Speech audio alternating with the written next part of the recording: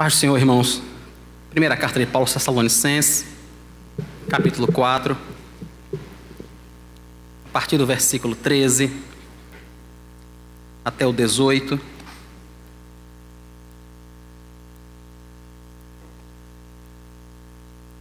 Primeira carta de Paulo aos Tessalonicenses, capítulo 4.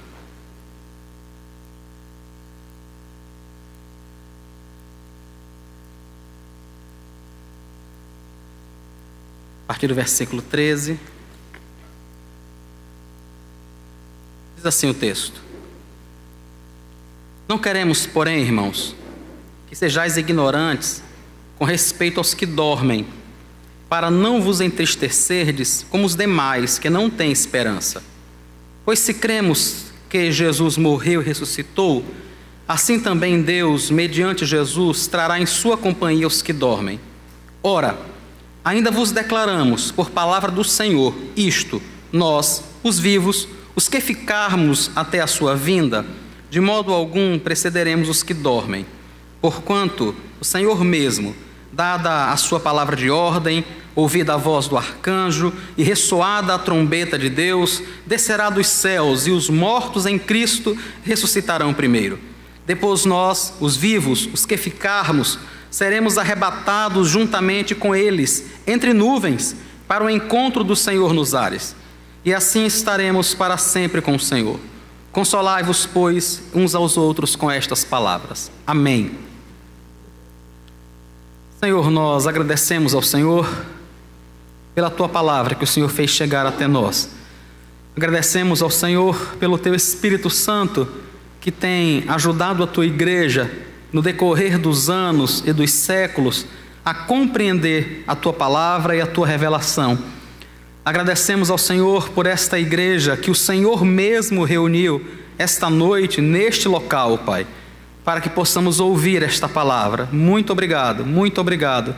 Queremos rogar ao Senhor que quebrante o nosso coração, que fale conosco, que nos edifique, que não nos permita sair, Pai, da mesma forma que nós chegamos, mas tendo uma compreensão melhor da revelação, amando mais ao Senhor e vivendo para a Tua glória. Nós te oramos no nome de Jesus. Amém.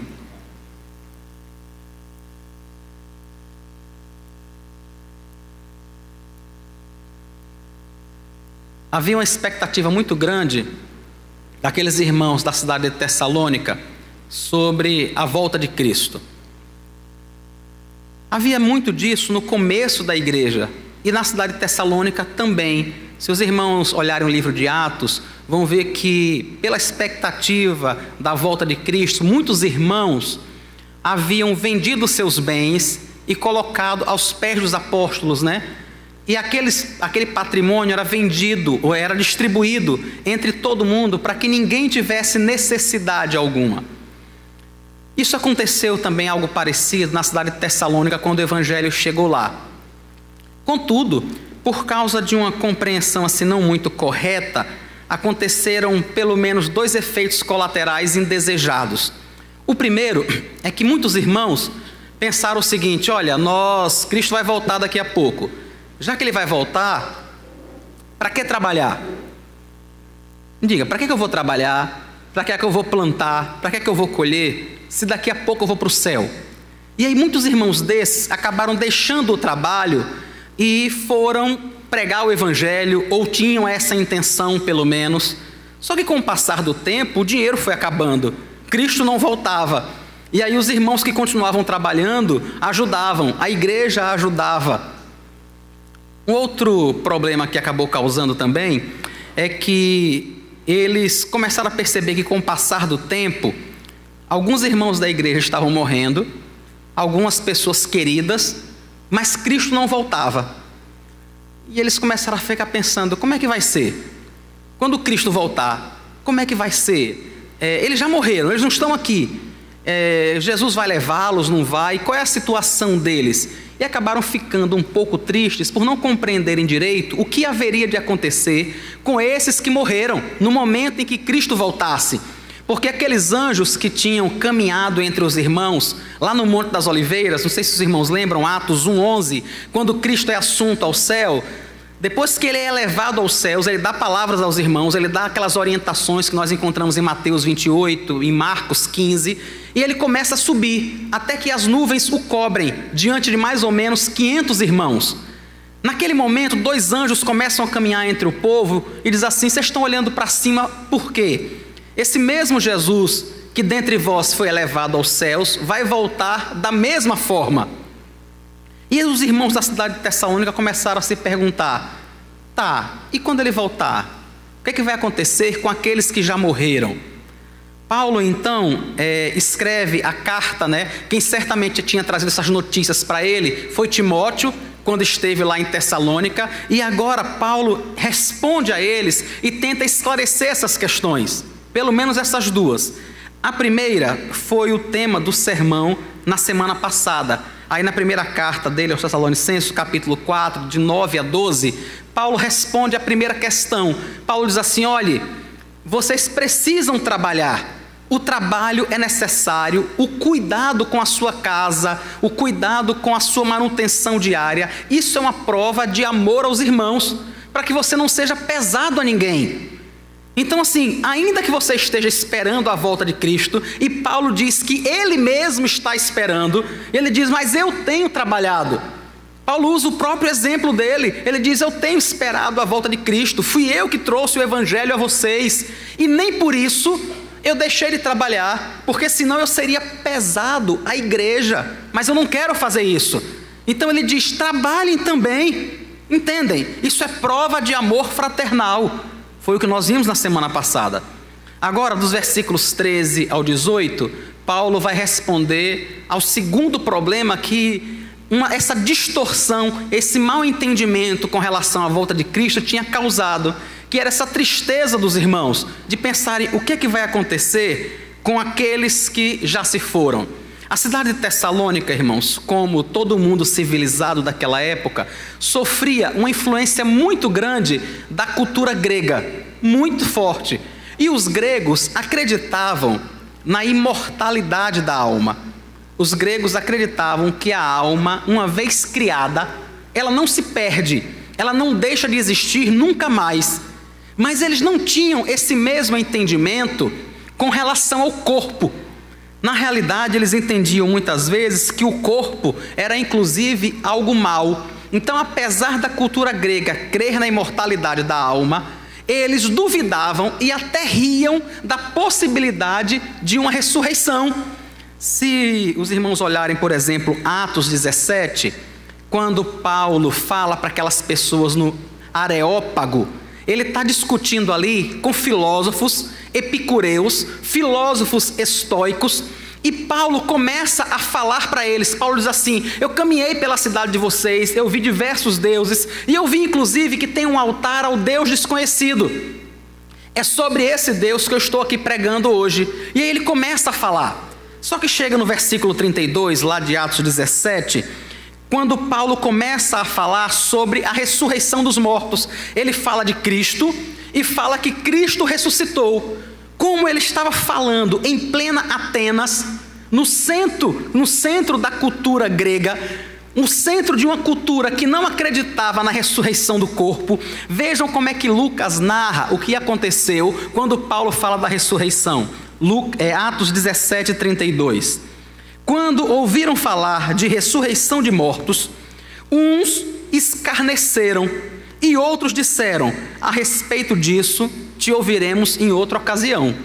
Ou seja, uns zombaram mesmo de Paulo, ouviram ele enquanto ele falava sobre aquele Deus desconhecido. No momento em que Paulo fala sobre Cristo que havia ressuscitado, alguns começaram a zombar, outros disseram: não, aí você já se perdeu. E outros disseram: não, tá, tudo bem, a gente conversa sobre isso depois, em outro momento.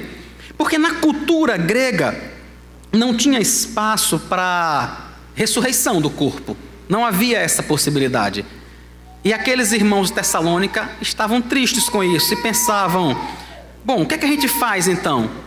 Como é que a gente fica? E essa tristeza era muito grande, tanto que Paulo escreve e diz a eles no versículo 13, Aí a primeira carta dele, 4:13: não queremos, irmãos, que sejais ignorantes com respeito aos que dormem, para não vos entristecerdes como os demais que não têm esperança.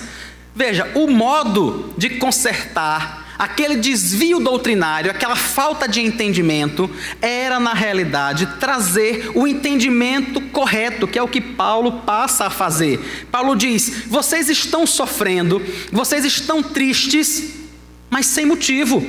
A tristeza de vocês não tem uma base sólida. A tristeza acontece apenas por desconhecimento, apenas por ignorância. Só por isso é que vocês estão tristes e ficam pensando o que será que vai acontecer com aqueles que já morreram. E é interessante que Paulo diz que, aí no versículo 13, que essa tristeza talvez seja algo natural para aqueles que não têm esperança. Vejam, ele diz: olha, vocês estão ficando tristes porque não têm conhecimento. Vejam, a tristeza dos Tessalonicenses acontecia porque eles não tinham um correto entendimento. Mas quem não tem a Cristo, fica triste porque não tem esperança. Percebem a diferença? Aqueles que são crentes, eles podem até ficar tristes por não conhecerem corretamente a palavra de Deus. Mas quem não tem a Cristo é diferente. Ele não tem a esperança. É muito pior do que isso. É normal para essas pessoas não terem esperança. Se você puder abrir sua Bíblia, Jó, capítulo 27, versículo 8 de Jó.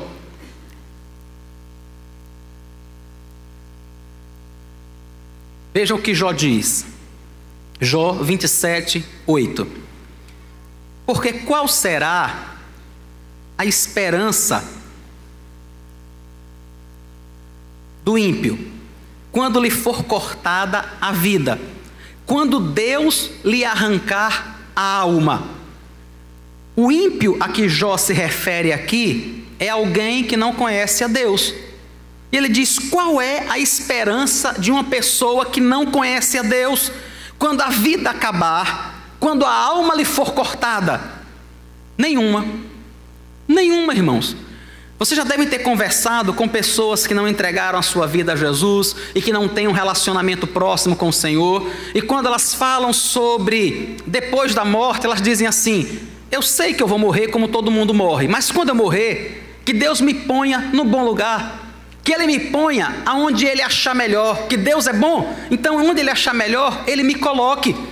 É o que Jó está dizendo. Alguém que não conhece a Cristo não tem esperança. Ele fica torcendo para que Deus o coloque em um bom lugar.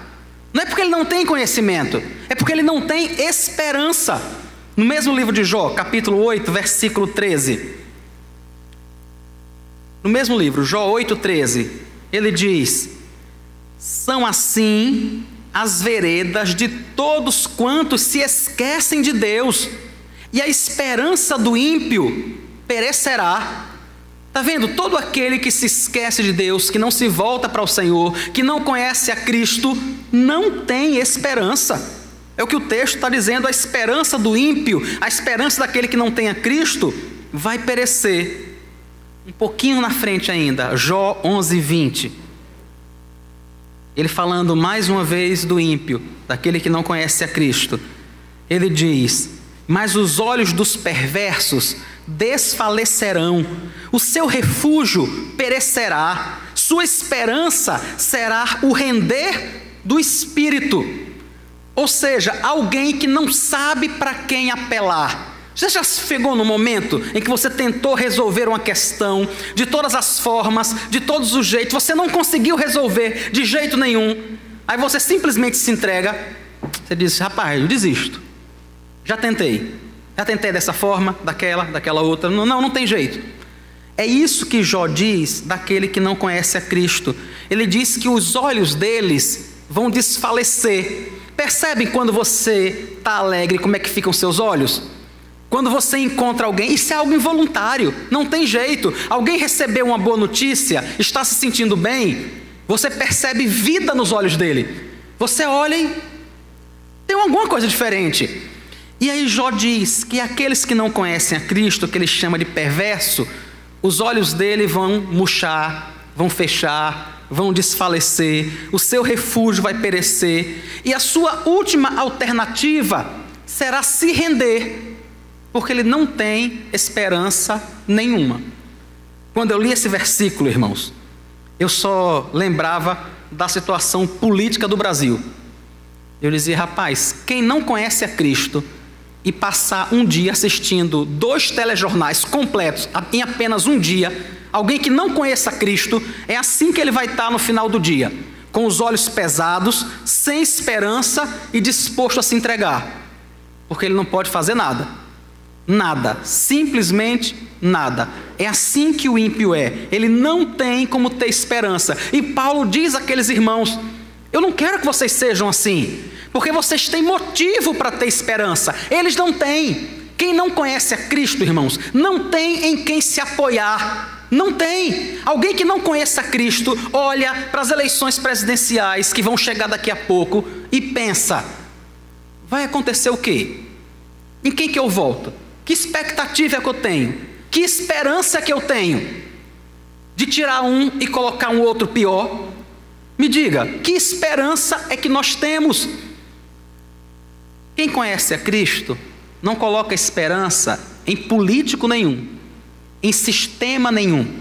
Quem conhece a Cristo não vai viver na expectativa de derrubar o sistema para que se estabeleça algo melhor, porque ele sabe que a única coisa que pode produzir justiça de verdade é um coração transformado pelo Espírito Santo.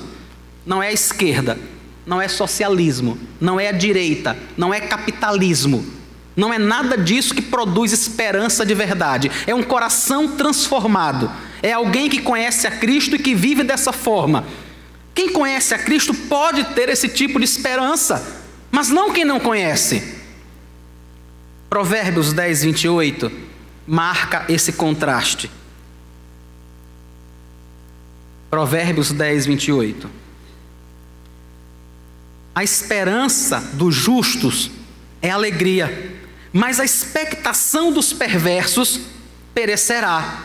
A própria esperança que o justo tem, e a ideia de justo aqui em Provérbios, irmãos, é de alguém que conhece a Cristo, não é alguém sem pecado. Quem de nós aqui pode dizer que não tem pecados?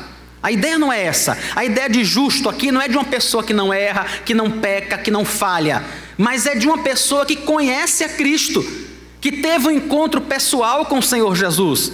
E Salomão diz, a esperança dessa pessoa, só a esperança já lhe causa alegria.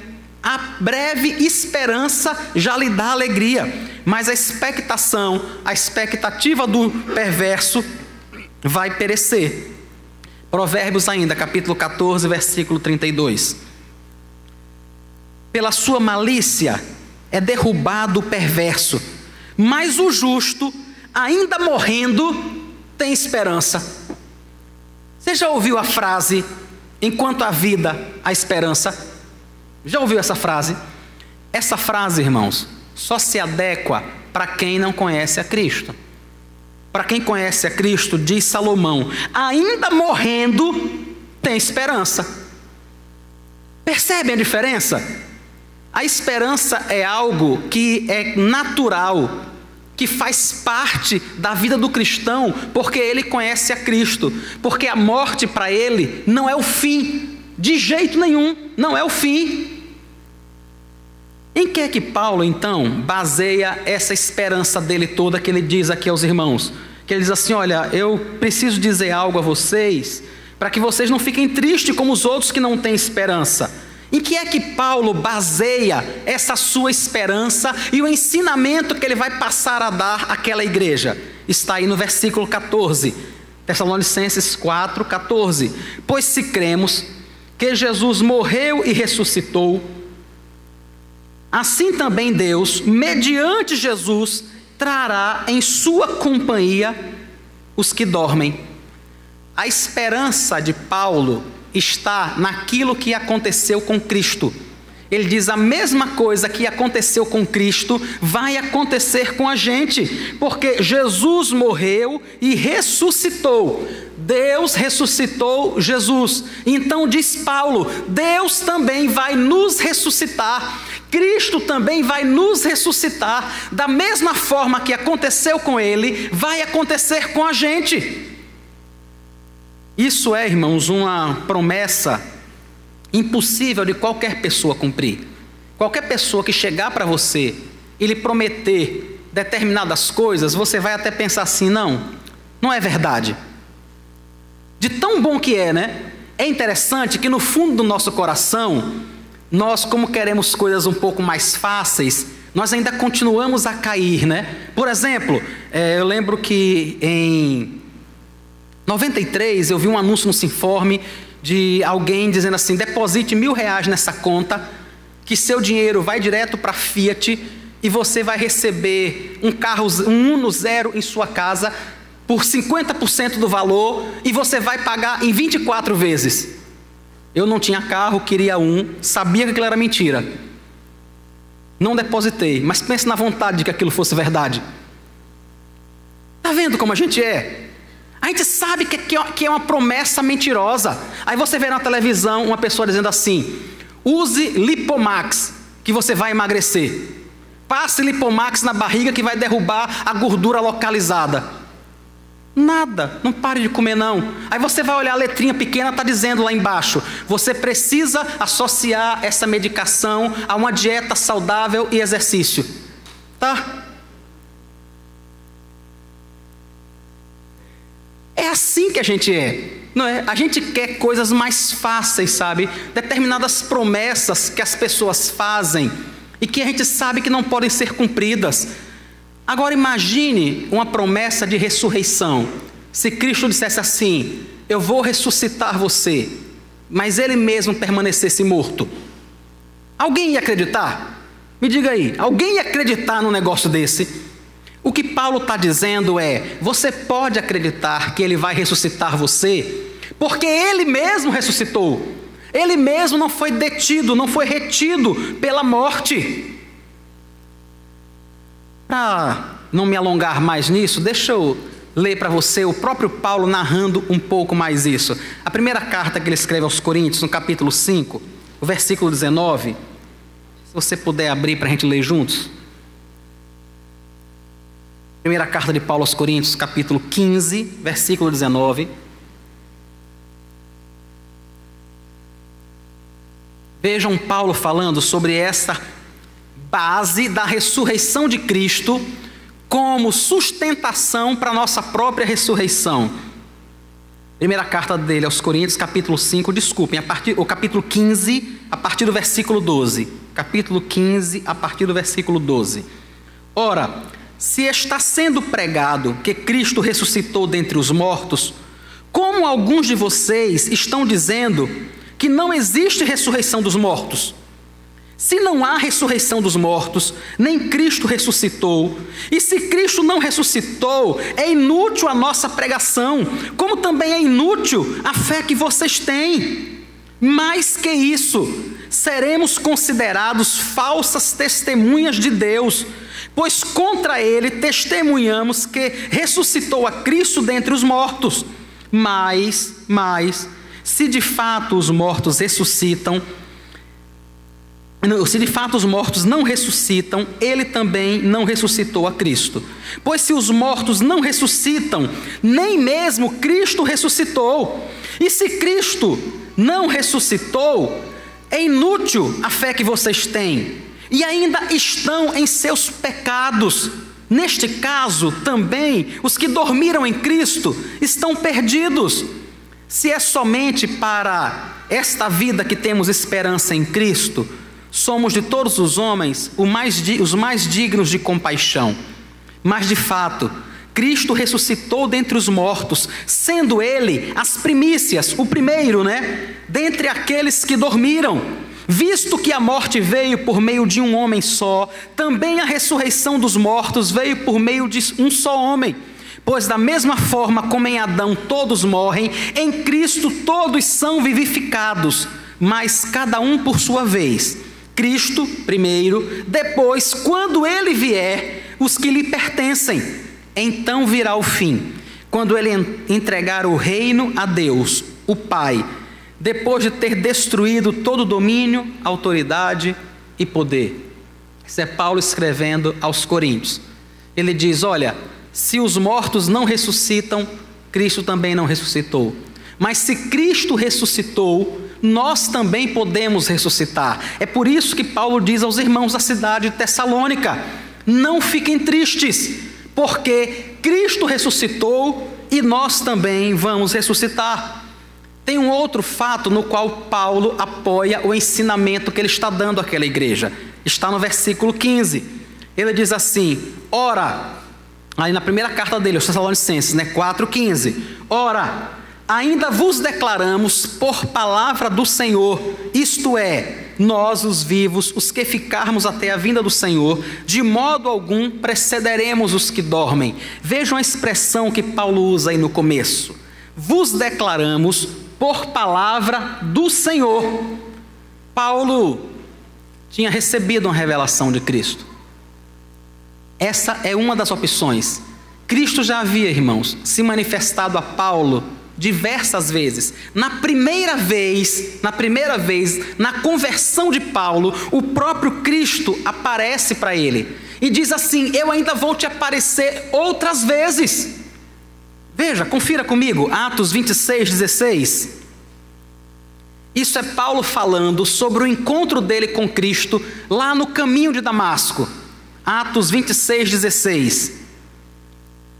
Ele dizendo o que Cristo falou para ele, Mas levanta-te e firma-te sobre os teus pés, porque por isto te apareci, para te constituir ministro e testemunha, tanto das coisas em que me viste, como daquelas pelas quais te aparecerei ainda.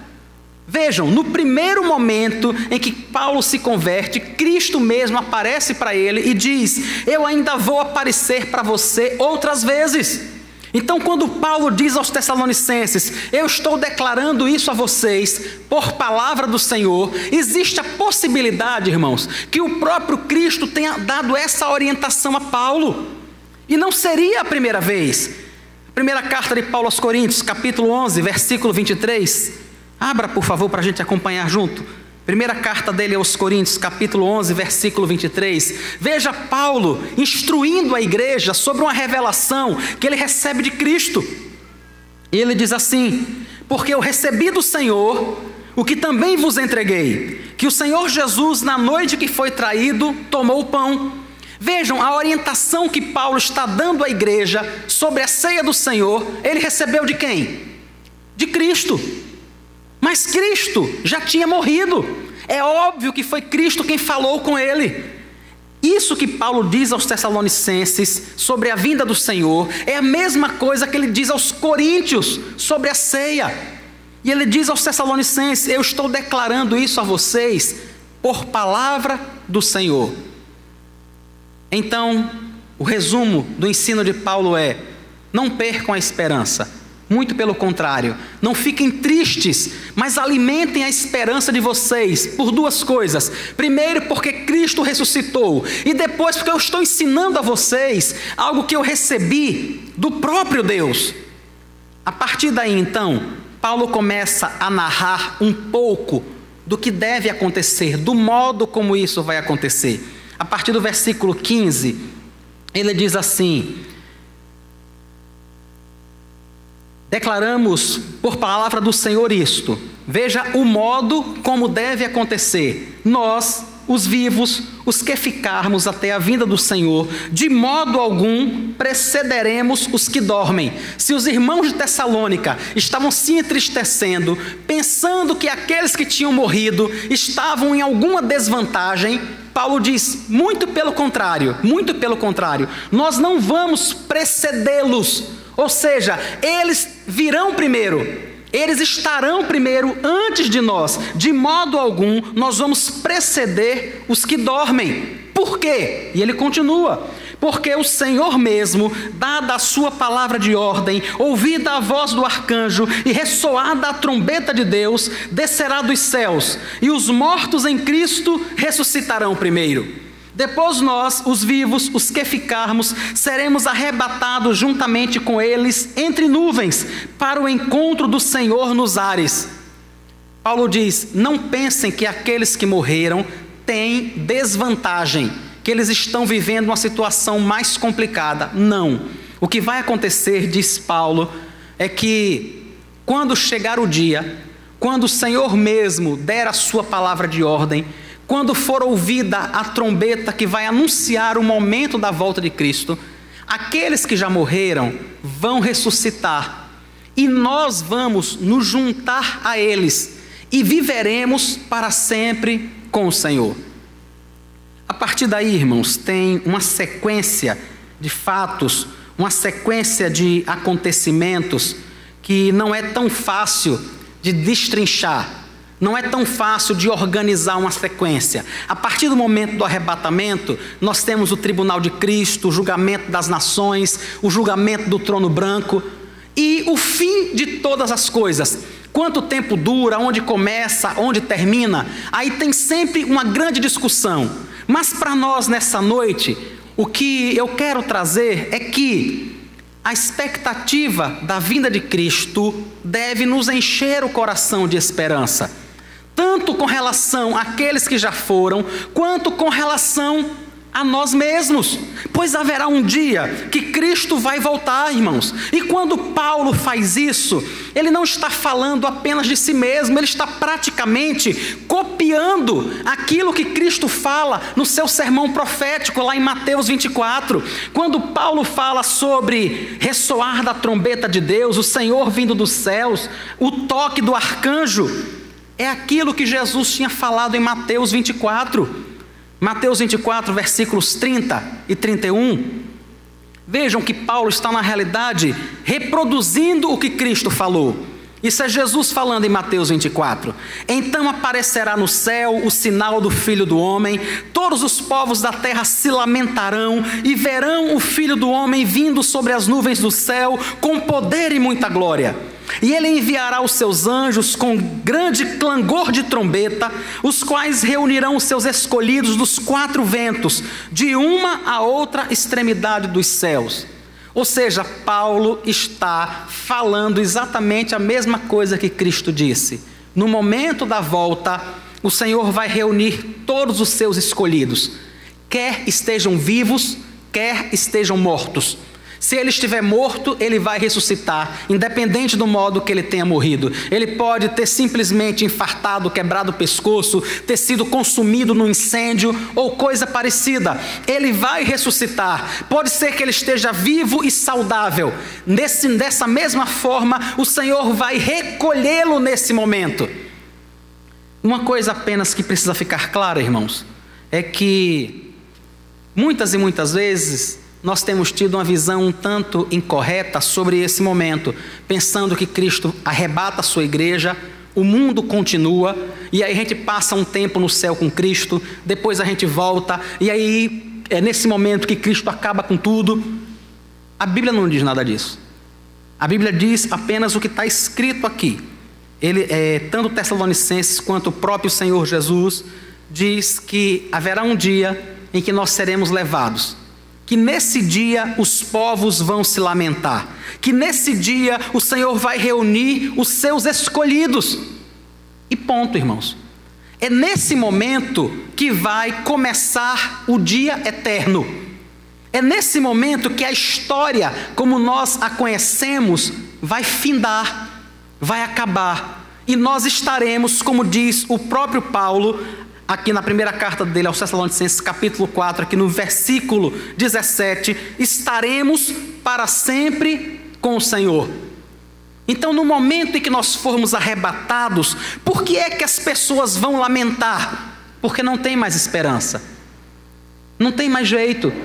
No momento em que Cristo levar a mim e a você, no momento em que aqueles que morreram em Cristo ressuscitarem, não fiquem pensando que aqueles que não conhecem a Cristo não vão ressuscitar também, com um destino diferente.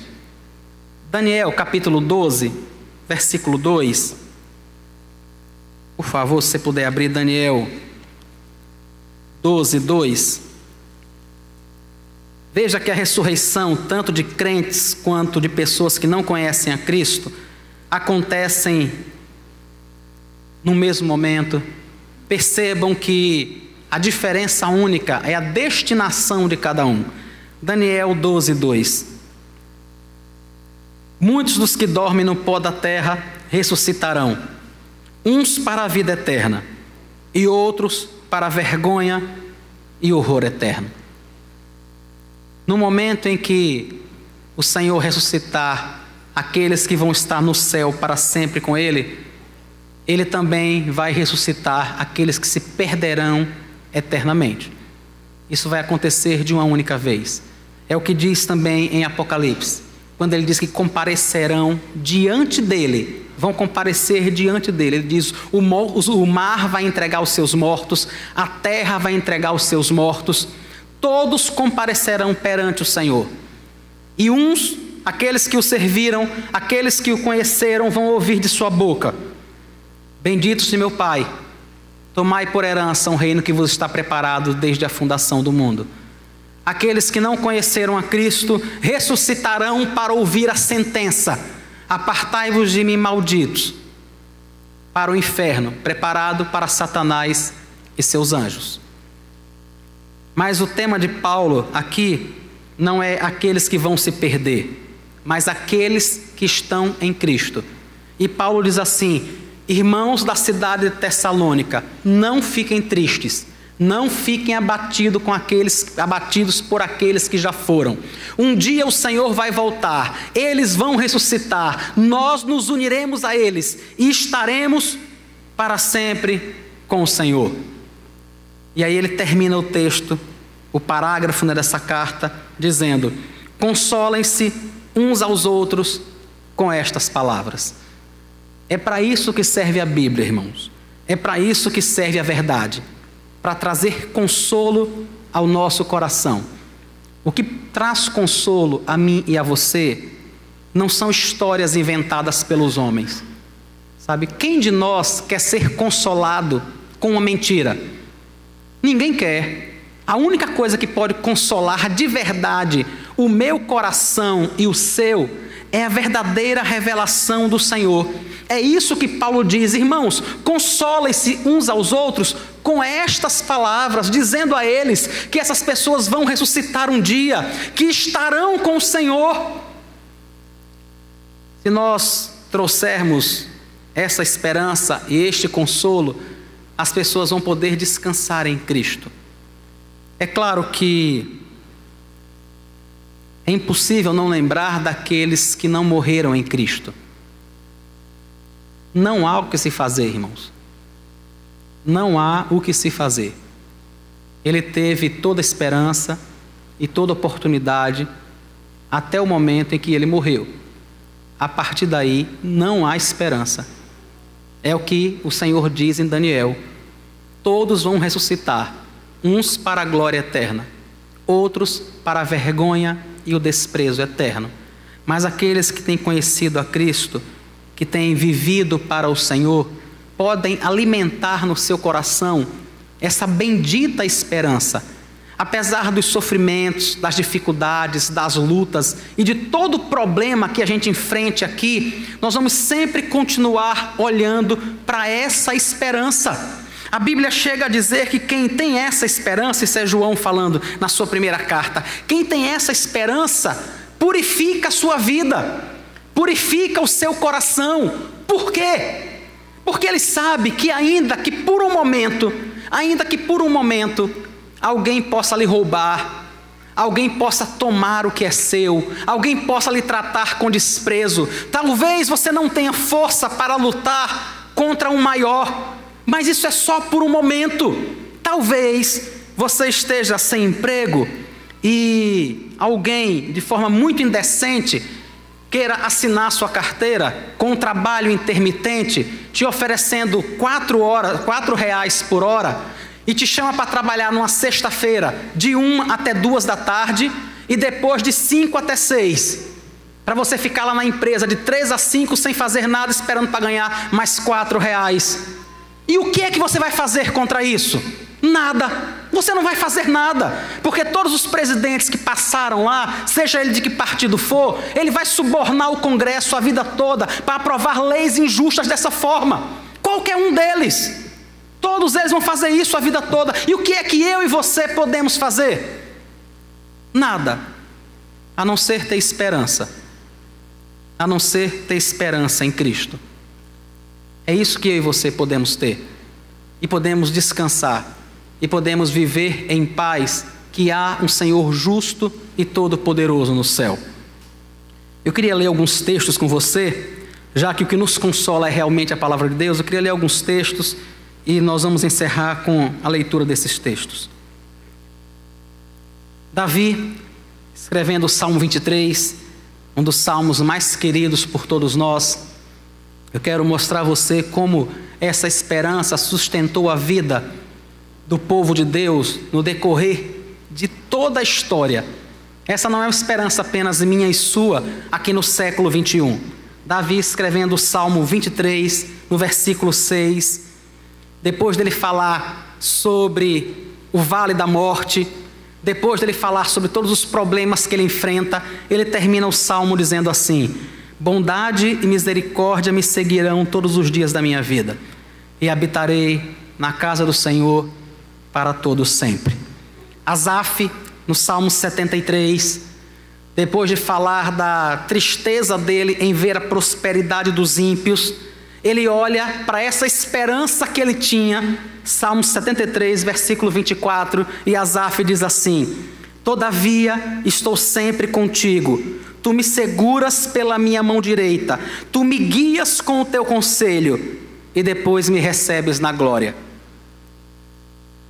Os filhos de Corá escrevem um salmo, Salmo número 42. Salmo número 42, a sua Bíblia deve dizer assim: salmo didático dos filhos de Corá. E ele fala dessa mesma esperança da seguinte forma, Salmo 42, versículos 1 e 2. Como suspira a corça pelas correntes das águas, assim por ti, ó Deus, suspira a minha alma. A minha alma tem sede de Deus, do Deus vivo. Quando irei e me verei perante a face de Deus? Vejam qual é a esperança dele. A minha alma tem sede. Ele diz: da mesma forma que qualquer animal que está morrendo de sede, fica desejando, ansiando por água, ele diz: a minha alma tem sede do Deus vivo. Quando é? Quando é que eu vou e estarei perante a face do Senhor? Jó sofreu muito, irmãos, muito. Mas no capítulo 19, ele fala sobre essa mesma esperança. Às vezes eu fico, quando eu leio esses versículos, Jó 19, 25, eu fico imaginando Jó espremendo uma ferida cheia de pus na sua barriga, enquanto arranca um pouco do cabelo que ainda tinha na sua cabeça, cheia de chagas, mas declarando a sua esperança no Senhor. Jó 19, 25. Porque eu sei que o meu Redentor vive, e por fim se levantará sobre a terra. Depois, revestido este corpo da minha pele, em minha carne. Estão vendo que é ressurreição que ele está falando? Depois, revestido este meu corpo da minha pele, em minha carne verei a Deus. Vê-lo-ei por mim mesmo, os meus olhos o verão e não outros. De saudade me desfalece o coração dentro de mim. Percebem que no meio de toda a doença, de toda a chaga maligna que tinha se apegado a Jó, ele está ali desfalecendo, apodrecendo em vida, mas no seu coração tem uma esperança. Enquanto o seu corpo está praticamente se desmanchando em vida, ele diz: o meu corpo um dia vai estar revestido de uma pele nova. Nesse momento eu vou ver ao Senhor. São os meus olhos que vão ver, não são outros. E ele diz: meu coração desfalece de saudade. Todo dia o meu coração desfalece de saudade. João, passando os últimos momentos de sua vida, escreve a sua primeira carta, capítulo 3. Primeira carta de João, no capítulo 3, já idoso, percebendo que a perseguição poderia dar fim nele a qualquer momento, ele escreve para os irmãos e fala sobre a mesma esperança.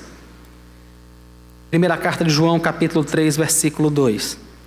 Amados, agora somos filhos de Deus, e ainda não se manifestou o que haveremos de ser. Sabemos que quando Ele se manifestar, e Ele está falando da sua vinda, seremos semelhantes a Ele, porque haveremos de vê-lo como Ele é. Ainda não se manifestou o que nós haveremos de ser, mas no dia que Ele se manifestar, nós seremos semelhantes a Ele, porque haveremos de vê-lo como Ele é. E Ele conclui no versículo 3: a si mesmo se purifica todo o que nele tem essa esperança, assim como Ele é puro.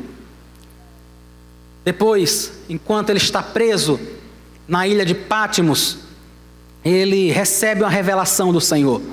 É o próprio Cristo quem aparece para ele de uma forma maravilhosa, né? A narração, a descrição que Cristo faz, ou que João faz, da pessoa de Cristo que aparece para ele na ilha de Pátimos, no capítulo 1 de Apocalipse, é maravilhosa. Depois, no capítulo 15, ele continua falando sobre esses últimos dias, sobre essa esperança. Apocalipse capítulo 15. Vi no céu outro sinal grande e admirável: 7 anjos, tendo os 7 últimos flagelos, pois com estes se consumou a cólera de Deus. Vi como que um mar de vidro, mesclado de fogo, e os vencedores da besta, da sua imagem e do número do seu nome, que se achavam em pé no mar de vidro, tendo harpas de Deus, e entoavam o cântico de Moisés, servo de Deus, e o cântico do Cordeiro, dizendo: grandes e admiráveis são as tuas obras, Senhor Deus, Todo-Poderoso. Justos e verdadeiros são os teus caminhos, ó Rei das nações. Quem não temerá e não glorificará o teu nome, ó Senhor? Pois só tu és santo. Por isso todas as nações virão e adorarão diante de ti, porque os teus atos de justiça se fizeram manifestos. Que eu e você vivamos por essa esperança. Que eu e você consolemos o nosso coração com essa esperança. Quando estivermos doentes, quando estivermos desempregados, quando você abrir a página da internet e olhar a mensagem assim em cima: o presidente compra voto para aprovar a presidência. E logo do lado você vê assim: ministro da Educação e Cultura consegue 1 bilhão para a Lei Rouanet, para produzir filme. Está tudo lá, um do lado do outro. E você, apesar da vontade de quebrar o computador e a tela, você se alimenta dessa esperança. Você pede graça a Deus. E diz: um dia o Senhor vai reinar com justiça sobre todas essas coisas. Quando a gente estiver realmente sem saber para onde ir, sem saber como as coisas vão terminar, que a gente possa alimentar o coração com a esperança que Davi teve, que Asaf, os filhos de Corá, Jó, João, Paulo e todos os irmãos no decorrer da história da igreja. E todos aqueles que ainda vão viver depois de nós, se Cristo não voltar. Mas aí nós já estaremos com o Senhor. Aí nós já o teremos visto face a face. Já seremos como Ele é. Que o Senhor nos sustente, irmãos. Que o Senhor te ampare. Que o Senhor te conceda a sua graça. Te ajude a manter viva essa esperança. Que o Senhor lhe traga ao conhecimento dEle. Que você possa perceber que essa esperança não diz respeito a todas as pessoas, mas somente aquelas que conhecem a Cristo. Aquelas que não conhecem o Senhor, que não vivem para Ele, aquelas que não tiveram um encontro com o Senhor Jesus, que não vivem para a glória de Deus, não têm como ter essa esperança. Muito pelo contrário. Algumas pessoas falam sobre alguém que estava muito doente no hospital e que estava sofrendo muito, e diz assim, quando ele morre, né? Descansou.